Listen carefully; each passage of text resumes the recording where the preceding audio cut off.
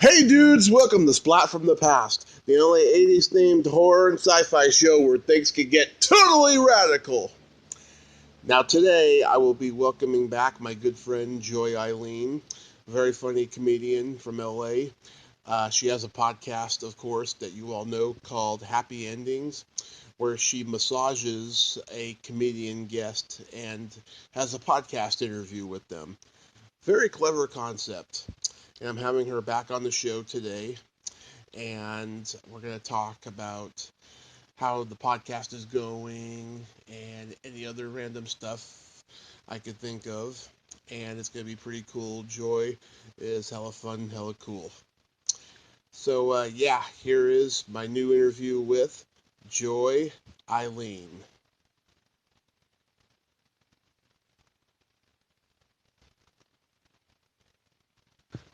Hey, Joy.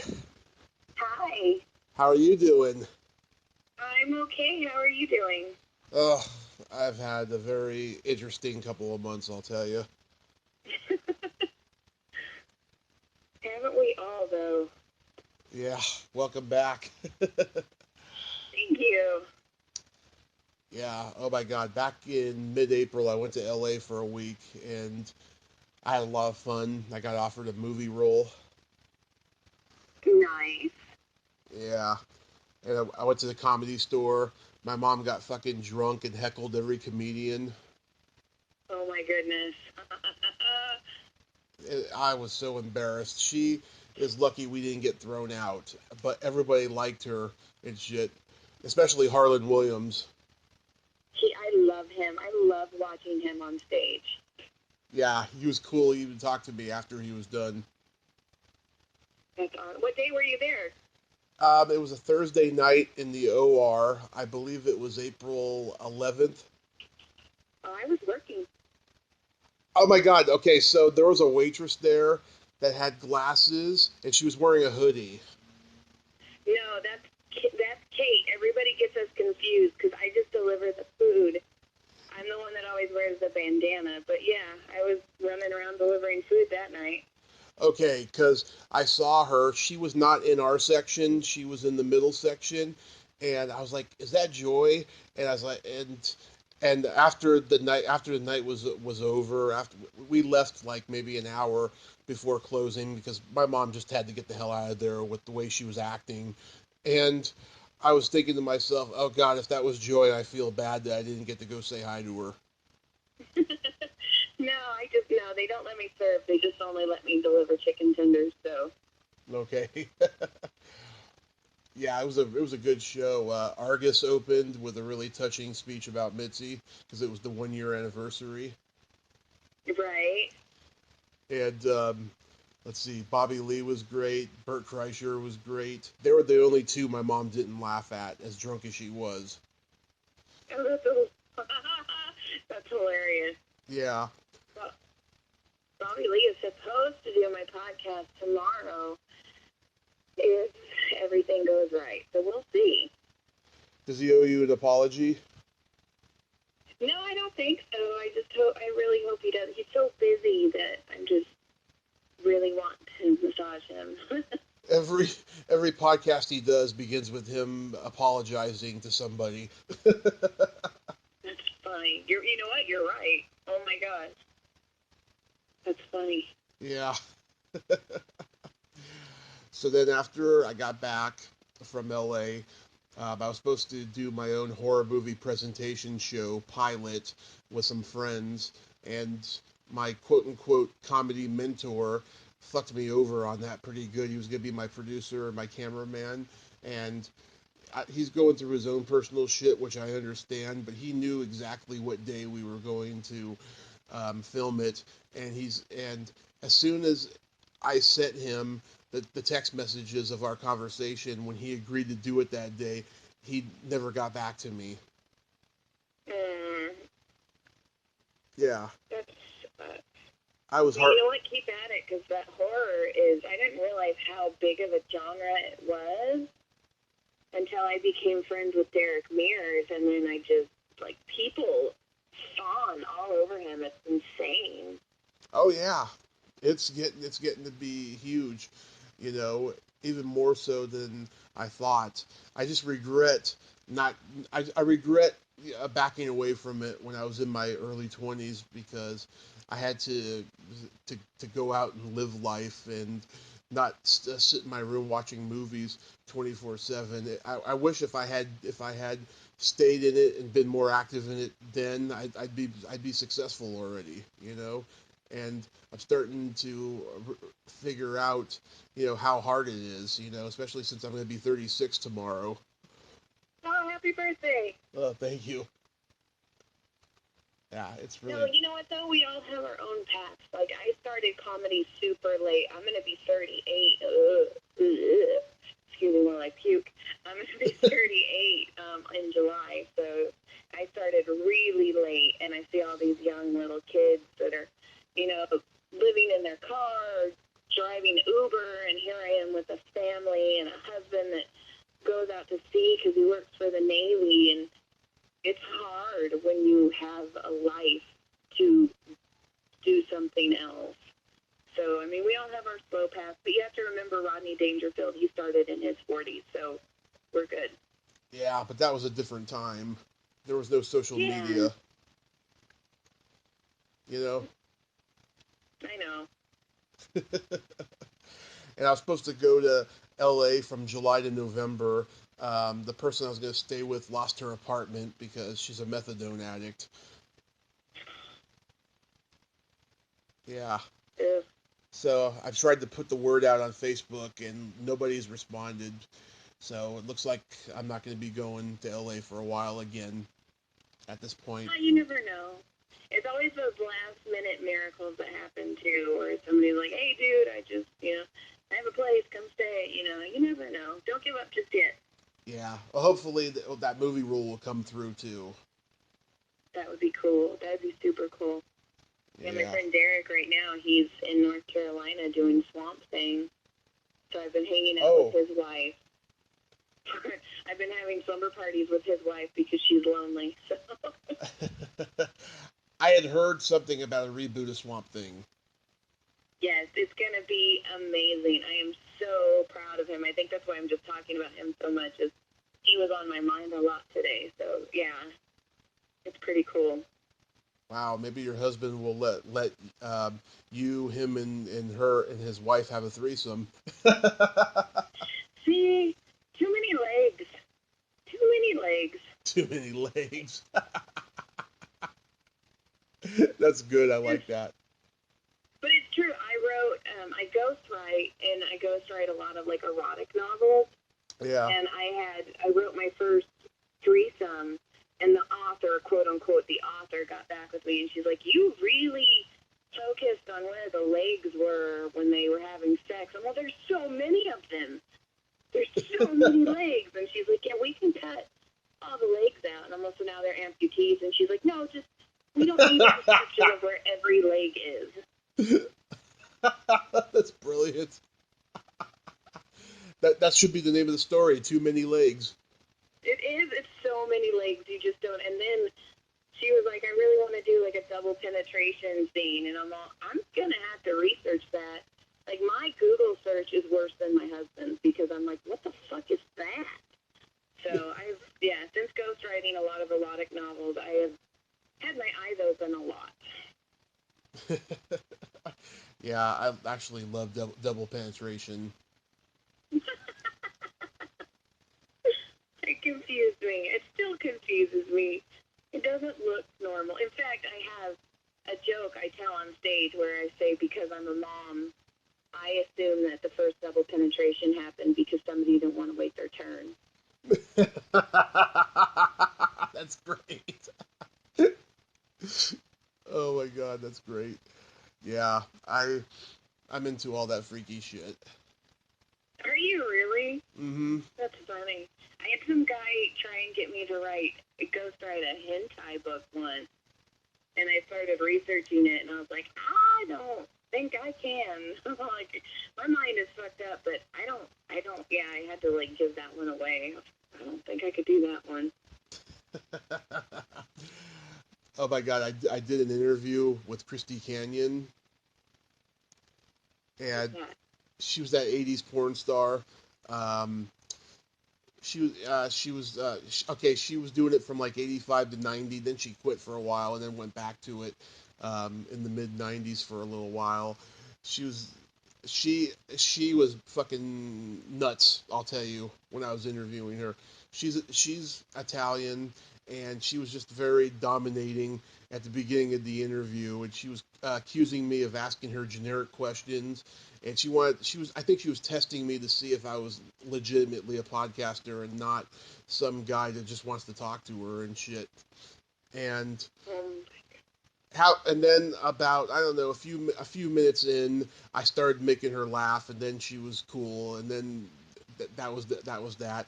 And she actually used to hang out at the Comedy Store in the late '80s, and she named all the comedians that she fucked. Oh my God. Yeah. Which one is that? Because I have to listen to that one now. It's Christy Canyon. It's on my YouTube. Okay. The sound is a little muffled on her end, but if you like put it to your ear, you can hear it better. Okay. Wait, what? Who? Give me a couple names. I'm so interested in this. There's only a handful, so I can give you all of them. She got with Dice. She got with Kinnison, Robin Williams, Paul Rodriguez, and then the one that made me laugh that she really wanted, but he was gay, was Louis Anderson. Oh, he gives the best hugs, though. Really, you met him? I met him. I fangirled over him pretty hard, and then he gave me a hug, I think, to get me to leave him alone, which is understandable. So. That's great. Yeah, she was very interesting, and I also interviewed the madam of the famous Bunny Ranch brothel in Lake Tahoe. Oh my God. See, that's amazing because these are the people I want on my podcast. I would love to massage these people. You and I have like the same brain when it comes to guests. Oh yeah, she was really cool. Um, it's funny. I mean, it's like she's kind of I wouldn't say the word frigid, but like she hasn't had sex since her divorce back in like the '90s or whatever, right? So like sex doesn't like really interest her, she said, and like when people like talk about sex around her, she just thinks to herself, okay, it's no big deal, I've been there, done that, and she does occasionally get guys coming in wanting to have sex with her, but she won't do it. It's sad. Yeah. It's sad if sex is out of your life. That makes me sad for her. I mean, she's in her 60s now. I mean, I understand her sex drive is like that, but even 20 years ago, it's still sad. I hope I'm still having sex in my 60s. Yeah. I plan on it. Hell, I have people scheduled now. It's going to be a little difficult for me because I have an aorta stent in my heart, but I think that I hopefully at some point God's going to give me a wife, and hopefully that I'll be able to do it because I won't be able to have sex with women in my own, either in my own age group or younger by then. Right, right. Well, I hope you get a wife as well, but we are crazy. You can ask my husband. Oh yeah, I can tell. I love people who are crazy. And did you hear the podcast I did last week with Cynthia Levin? No, I haven't, but I wanted to. It's actually on my thing. My husband's out to sea right now, so I'm single mom for a little bit. So my life kind of gets a little crazy when he's gone. But yeah, I did want to listen to that one because I had her on the podcast, and love her to death. I do too. I'll tell you, we reached a breakthrough in our friendship in this one because 10 minutes before we talked, we had an unrecorded conversation where she's seen all the stuff I post on Facebook about what I'm going through and stuff. Right? She was genuinely interested about wanting to know what's up with me and everything like that. And as soon as that conversation was over, she turned on her stage persona. She's really good at doing that, at being you you know, very empathetic, very sweet, and then turning on the sociopathic bitch that she plays on stage. That's fantastic. Yeah, she is a phenomenal person. I Yes, wish I could hang out with her more. yes, she is. And my point I was going to make though is that like oh my god, so like I've had like a lot of comedians I knew from the Bay Area that are female on my podcast and stuff, and a lot of them are feminists and they're really woke and shit, and they won't like give me details about their sex life or anything like that, right?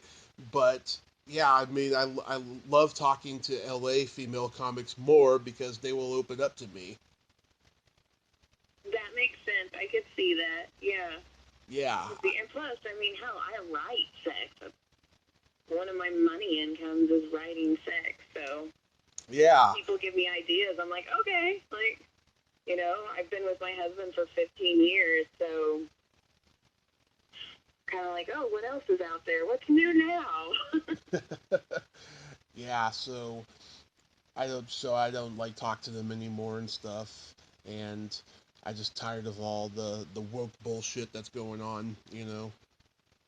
Well, you could be woke, but you also need to be in reality at some point, too. I mean, it's funny because a lot of people act like women don't like sex, but I mean, those are the main readers of the books that I write. In fact, I have reviews on my books where people say there's not enough sex in my book. Hmm. And then you go to these author signings, and the way these women act with these cover models it's ridiculous. So I think we also, as women, need to realize that we're sexual beings too, and if you find the right dick, it's good. So Yeah. Well, I don't think it's necessarily sex that they don't like. I think it's they only want women only to talk about sex and not the men because every men according to them is trying to hit on them and stuff. we'll see. I know what want, and I'm married, so that part's over. Yeah, that's I think it's hypocrisy. You know what I mean? Yeah, I could see that. I mean, I understand, like, being a female comedian, it is hard. I don't want to say it's harder. It's just a different road that we have to take. And I see it differently, though, because I kind of see it from the mom point, and I'm a mom of 3 boys. Yeah. So, like, when people are like, I don't want your son, if your son comes over, I'm going to have the shotgun out and stuff like that. I'm like, you need to calm down. Like, I raised my kids not to be rapers. Like, we're calm. We're okay. Like, they're not little rapers, I promise. So I don't know. Like, maybe because I was just meant for boys. Like, even the male comedians, like, I'll come in and they know that if I have food, they can take it, and if they need to talk about girls or something, I have no problem talking to them. I think I was wired more to help out boys. Like, I don't really believe in God or anything, but I seriously think the universe knew I would have no idea what the fuck to do with a girl. So it's like, here, just give her penises. She knows what to do with them. So, Yeah. no, I think my perspective's a little different. Yeah, I don't think my mom would have had a good relationship if she had had girls. She just had me and my brother. Right. And I mean, I wanted girls. Like, I wish my husband didn't just shoot boys. I don't know what he did to his girl sperm, but that's a different story. Because I have a really good relationship with my mom, but my mom is like me. We don't sugarcoat anything. We are who we are. Like, you look at me and you're going to get what you get. And so I wanted a girl for that reason because my mom is really my best friend. But, yeah, it didn't happen. So, now I'm doing comedy and the kids are old enough now that I can leave a little bit. And, so He shoots boys. That's terrible. it is terrible. That's all he does. I can tell you what boy sperm tastes like, but I do not know what it tastes like if it has a girl in it. One of the questions I asked Christy Canyon. I said, when you walk onto a set of a porn movie, I mean, does it smell like semen? And she said, no, not really. It smells like perfume. It smells like sweat. It's kind of like it smells like a gym, really. And if the smell of semen does permeate throughout the room, it's because the guy is not taking good care of himself with his diet. Oh, that makes sense. That's funny, though, that you asked her that, because I have always said that I think the Adult Video Awards, Mm-hmm. I feel like that would stink too. Yeah. Like, my husband's like, "You're crazy." I'm like, "No, I picture them all, like, going to the bathroom and, like, finger banging each other and it just being all sticky and smelly and musty. I just figure it smells musty." Yeah, that's what I thought too. Because I have been in strip clubs where it's had that smell. I have too. I dated a DJ, a strip club DJ for a while because I make good decisions. And yeah, I've been in the back of a strip club. I've seen a strip club with the lights on, which, ew. I remember I went to the Larry Flint Hustler Club in San Francisco for my 25th birthday, and they had a buffet there. You could get like fried chicken, mashed potatoes, gravy, whatever, right? Right. I told somebody about it later, and they're like, "Ew, eating food in a strip club? It's probably their recipe." Oh, yee. Oh, love You that. almost met Larry Flint. Really? And we were in the Hustler store, because the Hustler store, well, it used to, it's not anymore, but it used to have fantastically cheap shoes, and I am a shoe whore. Mm-hmm. And they had just beautiful shoes, and they had one pair that laced all the way up to my knee, and I was lacing them up, and, like, all of the sales associates start running around, and I'm like, what the fuck is going on? And they're like, he's coming into the store. Larry Flint's coming in.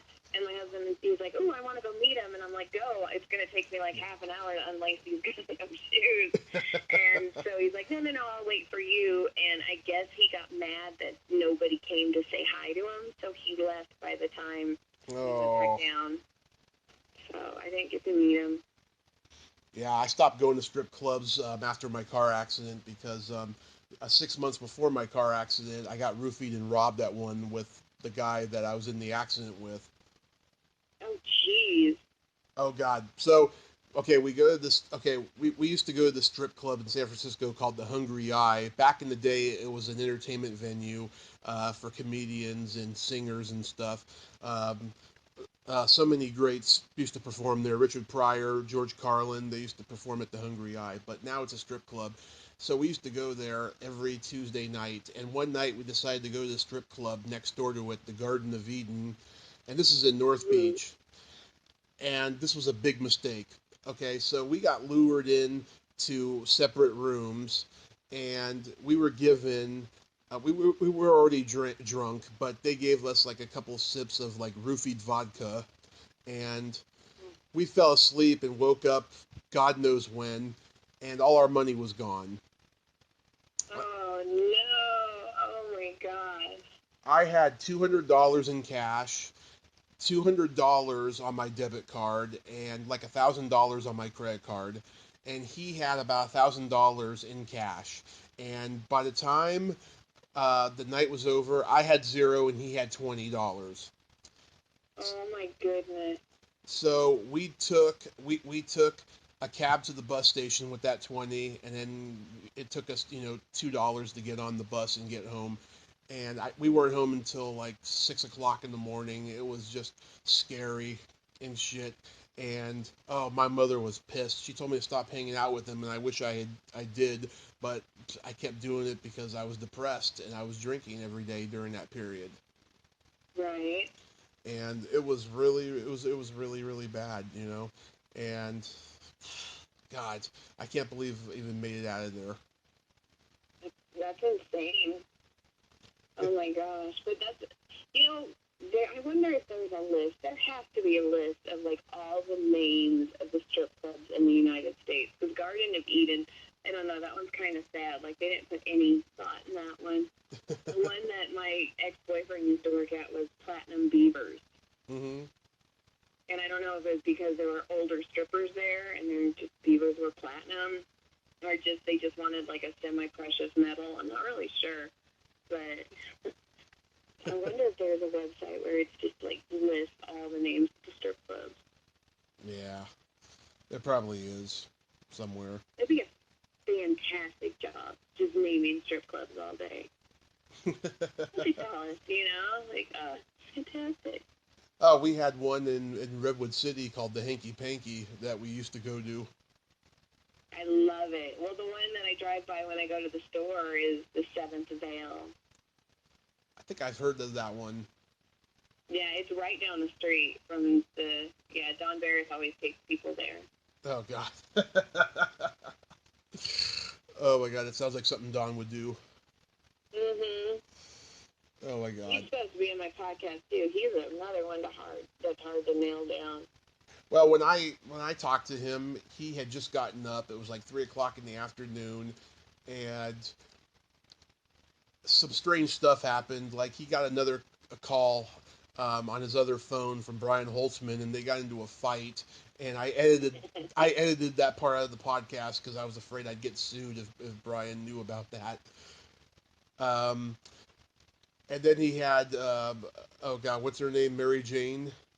Uh-huh. She came in and said hi or something like that. And then for some reason, I don't know, Don got really irritable towards the end, so I had to like cut it short and stuff after like 45 minutes. Yeah, Don, he's special. He's Hoffman, though. I fucking love Brian Hoffman. God, he's actually going to be the guest on Kill Tony, not this Monday, but next Monday, and I fucking cannot wait to see what he does to these comedians. Oh God, Joe Rogan always makes reference to a bit that Holtzman did a couple of years ago that I haven't heard him do, but I'm sure when he did it, it was hilarious. It was after one of those women who went psycho and drowned her son or whatever, drowned her own kids or whatever. Brian said said something like, "They were bad kids. They never did their homework. They never brushed their teeth. They never went to bed on time." I fucking love him. Yeah.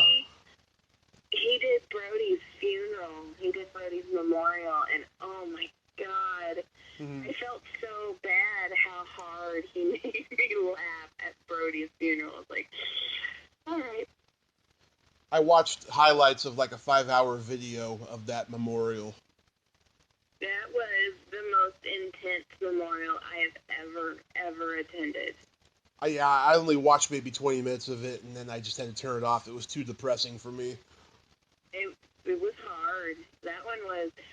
Brody was supposed to do my podcast on the 5th, and I was so excited because every time I saw him, he'd be like, "Joy, like, when am I going to get a massage?" Because I used to massage him in the main room in the back while Holtzman would be on stage. He'd be like, "Joy, I can't feel my shoulder," and I'd massage him, and then he kept like, "When am I going to get on your podcast?" And I'm like, "Brody, soon, I promise," and he was supposed to be on the 5th, and he died on the 22nd of February, so that one was really, that one got me a lot, because I loved Brody, so. Yeah, I did too. I thought he was great, and yeah, I was really surprised by that. I remember the first time I came to LA after my accident, he was headlining somewhere, I can't remember where, and my big regret now is not going to see him. Instead, I went to go see Rogan, and I went to the Comedy Store twice that week.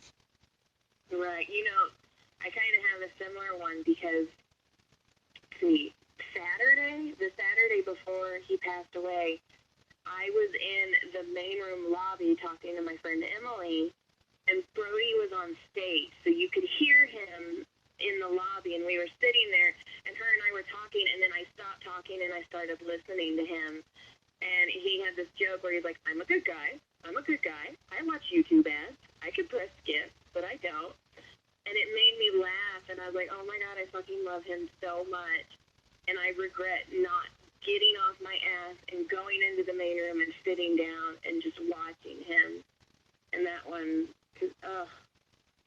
Yeah. I don't know. Yeah, it's sad. We've lost some greats the last few years in comedy. Starting with Robin. Uh-huh. Yeah, Yeah, I feel so bad I never got to meet him and stuff. And so many Bay Area comics I know knew him and stuff. Yeah. Yeah, and then, it's just it was my first like real one, and it sucks because I keep thinking like it's my first one, but it's not going to be my last. And that one, that's hard. It's hard being a comedian. Those spots. I mean, we get on stage to make people laugh, and it's because we're like, we need acceptance, please accept us, please. So. Yeah. How are things overall at the store, though? They're okay. I cut down. I only work 1 day a week. I work on Saturdays now. But I'm so excited about this. They just approved me to start doing my podcast in the basement Thursdays 7 to 9, so I can get 2 massages in if I'm quick. And they're going to help. They're going to start helping me with the podcast. So Wonderful. I am ecstatic. Oh, that is wonderful. I'm so happy for you. And then I get to massage in the green room, like during Josh Adameyer's show, he lets me go in the green room. And during Comedy Chaos, Sam Tripoli's show, I get to go in the green room. And kind of just that's how I get people to be on the podcast. Like, because I just bring my chair, like in the mall, the massage chair. And then I'm like, oh, if you really like me, I can get you on the table. So I don't know. The store is my favorite place. I've said that before, and I'll always say it. So mine too. It's going good. It's changing. Like, they're doing a lot of renovation right now. Yeah. Which I think is making the ghost kind of crazy. But it's, I don't know. It's good. It's always good. Right now, I'm worried because they have the new high-rises coming across the street that they're building. And the Comedy Store is technically, as of now, not a historical site. I know. It needs to be. It needs to be. It does. It needs to be a Los Angeles landmark or whatever they call it. I completely agree. In fact, I asked Jeff Scott about it, and he was like, well, the reason Missy didn't want to do it is because she wanted to keep adding on. Yeah. But now I'm like, I don't know who to talk to yet, but I really want them to petition for it, because if they petition for it, it'll happen. And, I just worry about the people in the high-rises across the street. They're not going to want to look at a bunch of scummy comedians, like smoking cigarettes and drinking and being rowdy till 2 in the morning. So I'm just afraid. Like, I really think it needs to be petitioned soon. So that's one thing I'm trying to work on. But I'm nobody, but I'm also like, we need to do this. Yeah, I heard they're also trying to get Mitzi her star on the Walk of Fame. Oh, I didn't know that, but I completely agree. Yeah, it was Lou Deck was on the Comedy Store podcast. He was a doorman there in the 70s, and he did comedy. He wrote a book not too long ago, and he said that he's trying to get the Shores together to put forth money to get her star, and she was long overdue. She should have gotten it 20 years ago. I completely agree. Lou Deck's book, oh my gosh, I actually need to format that for him. It's huge. Well, we can fix this. And he likes to give out his book to female comedians. Yeah, I'm gonna see. I'm gonna get a copy of that book because I'm really intrigued by it. Yeah, he was the archivist before Jeff Scott became the archivist for the Comedy Store. So Lou Deck was the historian before Jeff Scott took it over. Mm-hmm. So he knows a lot. Yeah, I interviewed this waitress that was there in the early '80s. She's a horror writer now, Lori Jacobson. She's become a good friend of mine, and her and Mitzi's old assistant Mike Becker, they're like been in talks for years now of writing a book about, I think, the ghost experiences they had at the Comedy Store together. Oh, that's fantastic. When I had Jeff Scott on my podcast, I made him talk about his ghost experience. Mm-hmm. And he has like a couple of them. And then I've been trying to get him to write his memoirs. So he's been sending me stories. And it's just ridiculous with this man. Because he's been the house piano, he's done it for 23 years at the Comedy Store. Yeah.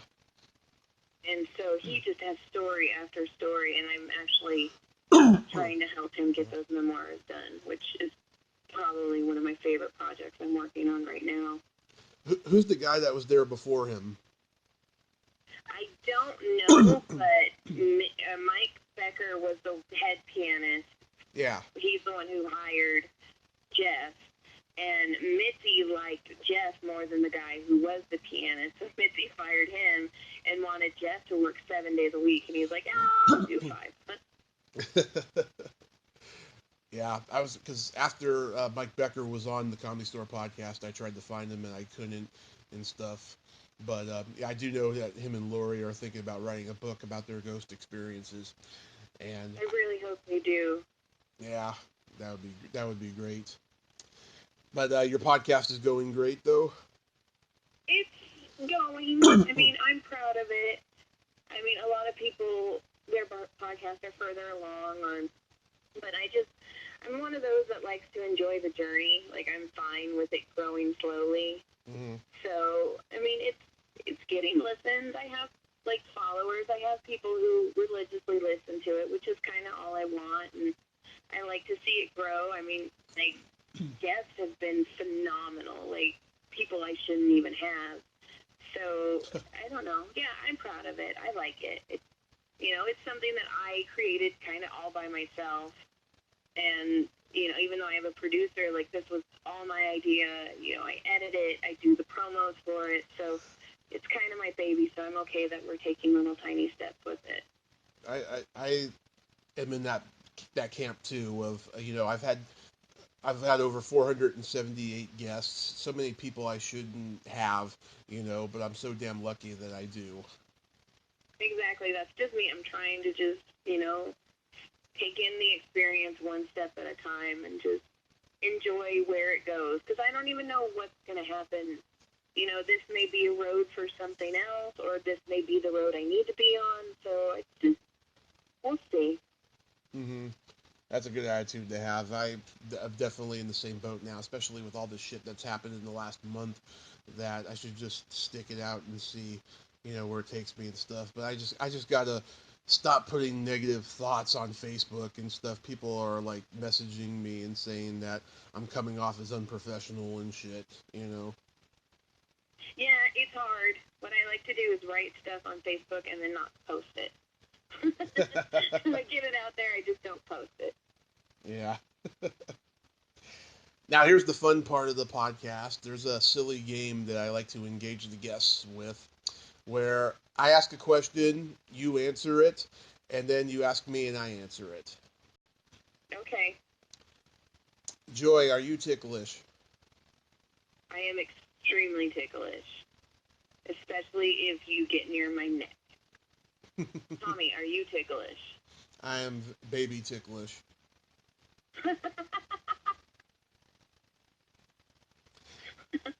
Yes. I get like a knee-jerk reaction. In fact, I am the worst mom in the world because if my kids are crying and I pick them up and they start crying in my neck, I can't help but laugh because it tickles so much. So I am not comforting in that sense. I'm like, get out of my neck, get out of my neck. I know you're hurt. I know you're bleeding. I know we need to go to the emergency room, but get out of my neck. Is your belly button an innie or an outie? It is an innie, and I have a weird thing about my belly button. I cannot touch it. I cannot see people touch it. I can't. Belly buttons are, like, disgusting to me.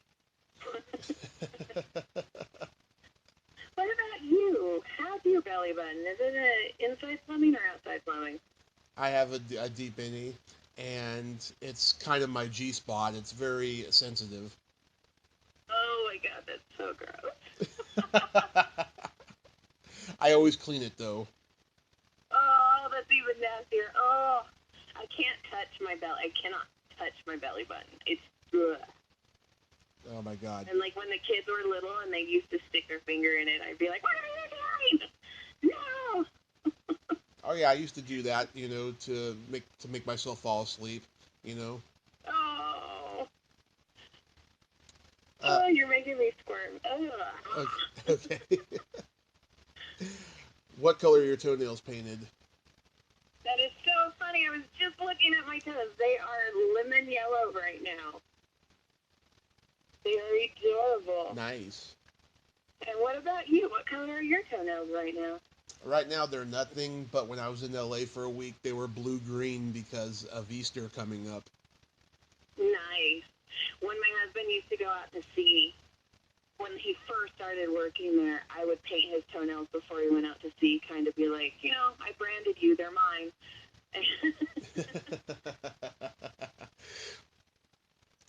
Do you remember how old you were the first time you got finger banged? Oh, I was a late bloomer. I want to say 17. Yeah, I want to say 17. It was with my boyfriend that I thought I was going to marry. I was stupid. When I was younger, I thought I was going to be a virgin until I got married. In fact, I didn't lose my virginity to the guy until he proposed to me. And then 2 weeks later, he broke up with me. But yeah, I'm 17. What Nice. about you? When was the first time you were finger banged? Let's see. I was probably about 17 the first time I got my prostate milked, Nice. Okay. All right. and I was 12 the first time I fingered a girl. 12? Yes, because I saw Oh porn. my, I saw porn for the first time when I was like 10. So oh my God. I got experience right away, and there was a girl that her mom was friends with my dad growing up, and we were at the arcade, and we were on one of those sit down games, one of those like car race games, and Uh-huh. it was Sunday, nobody was there, so we decided to have a little fun, and she knew something like this was going to happen. She decided not to wear underwear. Oh my, I have a 13-year-old. I'm going to ask him tonight if he's finger blasted someone. You should have like mother son dirty talk. Oh my gosh, I hope not. He's a baby. The 8-year-old, I know my 18-year-old has sex, but, Yeah. oh, Well, everyone's different. But yeah. here's my favorite question: is there a stinky smell that makes you gag? Besides belly buttons? No. Uh, don't really have a gag reflex. Kid vomit, that's fantastic. I don't know what that smell is. I don't know what they do. I don't know if it's a mix of like Play-Doh and candy. But yeah, kid vomit is pretty disgusting. Oh, you know what? I do. Mm-hmm. Swamp ass. Because I'm a massage therapist, summer's coming, and I have already had my first case of swamp ass, and it makes me gag every time I pull the sheets down, and it just permeates out of their ass crack. Wow. Damn, what about you? When What smells make you gag? first 6 months I was out of the hospital, I had really bad athlete's foot, and that was the worst ever. Oh my God. So then eventually I did something about it, started washing it, putting lotion on it and stuff, and it went away. But that was bad because the nurses wouldn't change my socks during the last month I was there, and with good reason too. I was very irritable towards the end there with the medication they were giving me. Right. Yeah, so that would be the worst ever. Also, consistent things like farts. I have a house full of 4 boys and 3 dogs, so that is a normal smell in my house. I can imagine that. I tell people our house no longer identifies as a house; it identifies as a submarine because there's so much semen in it. That's good. I got a couple of good jokes for you before we wrap this up. Um, Okay. how do you make a wife scream twice? How? Fuck her up the ass and then wipe your dick on the curtain.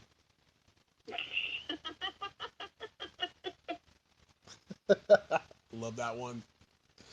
A It's female a good comic one. A female comic from the Bay Area told me that one. She was one of the few who doesn't mind talking about sex and all that stuff. When she told me that, oh my god, I just lost it.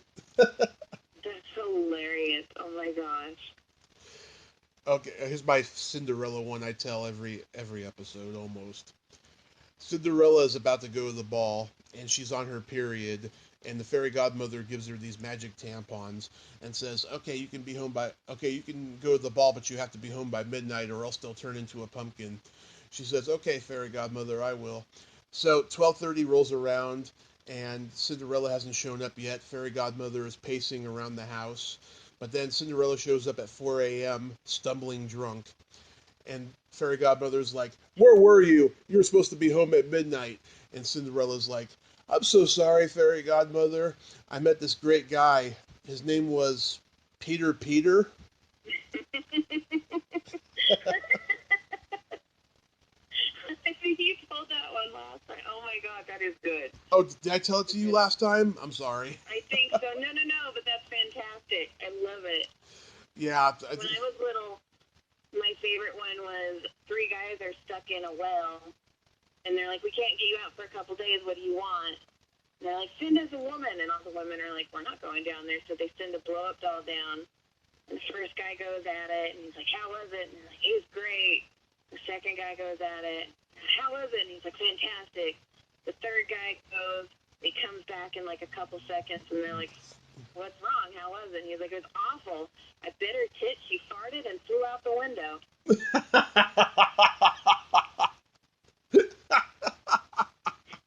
That's a good one. I loved that one when I was little. Oh my god. Oh god, I just love jokes, I'll tell you.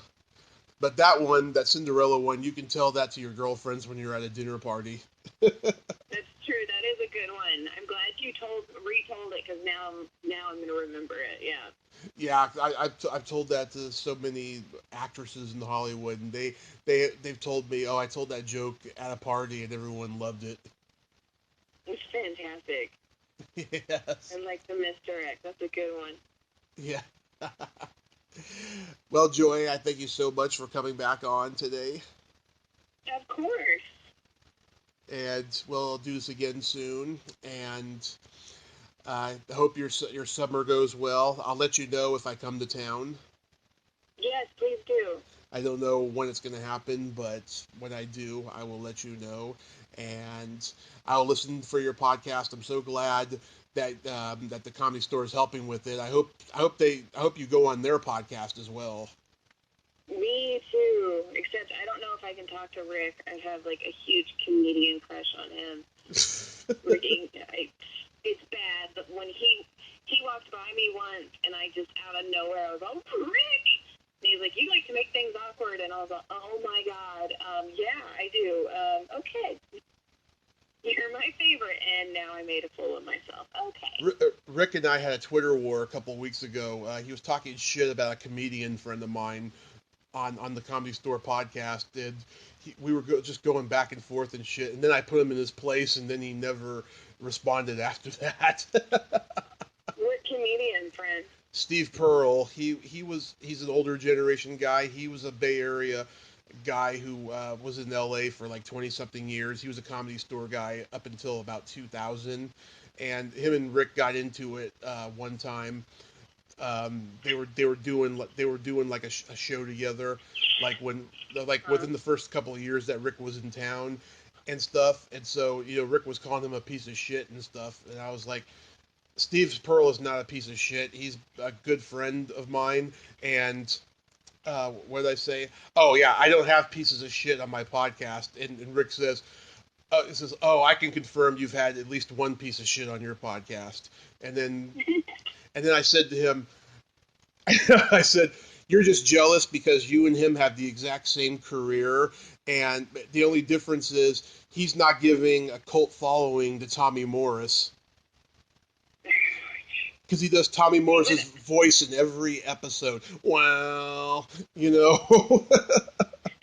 show up a lot, yep. Yeah. So after that, he didn't respond again. But I'll say though, I love Rick. He is my favorite. yeah, he seems like a cool guy. But yeah, I just didn't like that he called Steve a piece of shit. But you can't like everybody. So, That is true. but thank you so much, Joy, and you have a great rest of your day. You too, and you stay positive. Things will be good. It's okay. I will. I will. All right. All right. Okay. Bye-bye. Bye. Well, there you have it. Joy Eileen. Ain't she a sweetheart? Yes, she is. I enjoy talking to her, and I'm so glad the Comedy Store is going to be helping her with her podcast. If you like this video, everyone, please subscribe to my YouTube channel. Add me as a friend on Facebook. Join my Tommy Kovac comedian page on Facebook. Follow me on Twitter and Instagram and all that fun stuff. Well, that's all the time we have this week on Splat from the Past. Until next time, this is Tommy Throwback Kovac saying, there's no shame in living in the past, because the present sucks. Later, dudes!